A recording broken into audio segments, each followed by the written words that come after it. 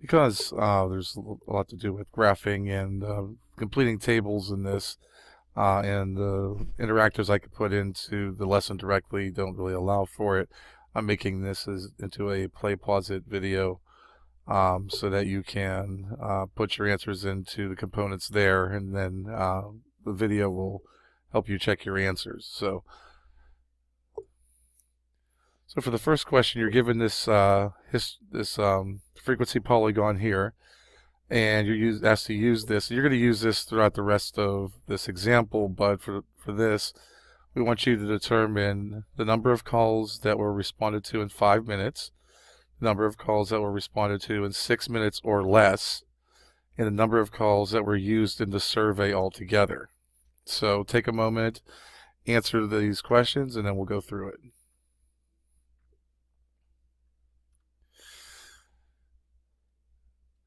Basically, this all comes down to being able to read ordered pairs. I mean, this is just simply a standard graph. I mean, it's not standard as far as type of graphs that have specific formulas, but it's a graph nonetheless. And all I have to do is be able to read the ordered pairs. I see that the x-axis is the minute axis is going by ones because there's like 1, 2, 3, 4. And that the same thing with the number of calls axis. So, I know that each tick mark or each grid line represents 1 unit. So, when the number of calls that were responded to is 5 minutes, that's going to be right here, right after 4. And I come up here, and that corresponds with 9. So the answer to that is there were 9 calls that were responded to in 5 minutes. The number of calls that were responded to in 6 minutes or less. Well, this one requires a little bit more to it because you have to do more than one thing with this. So what I would need to do is, figure out, okay, well, 6 minutes or less would start, right here at 6, and at 6, it looks like there was 4 calls that took 6 minutes to be responded to. We just did 5. I'm going to be adding all these together. At 4 minutes response time, there were 5 calls, and at 3 minutes there was 1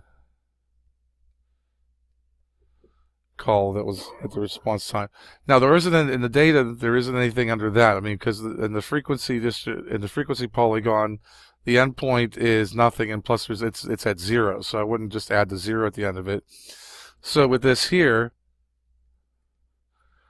I would have 4 and 9, which is 13, 18, and 1 is 19. And so there would be 19 calls that were responded to in 6 minutes or less.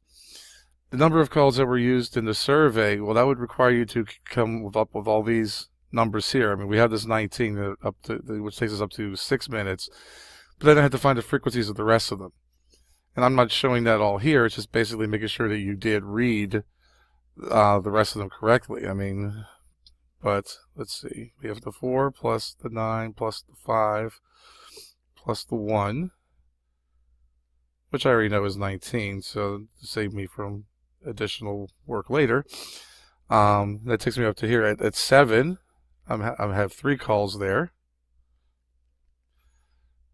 At 8, 9 calls. At 9, 5 calls. And at 10, looks like 2 calls. When I get to 11, I'm back at 0 again. So this here is an additional 19.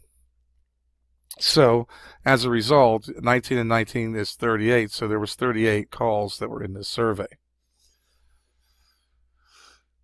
Now for the next one. This is just completing the frequency table, and basically we've already read the coordinates on the previous things to come up with the answers there. So this should take you no time to complete. It's going to be asked in several questions in PlayPlaza because I really can't put a table there and have you complete it. But so take a moment and see if you can complete the questions, and then we'll go through this.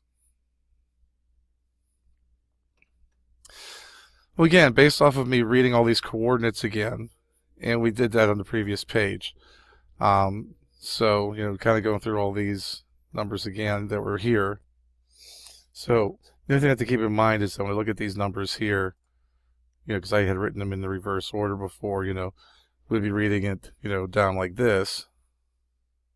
This is like going at 3. So I would see 1, 5, 9, 4, and then 3, 9, 5, 2 as I go down the column on the next page. So, and that's what you see here.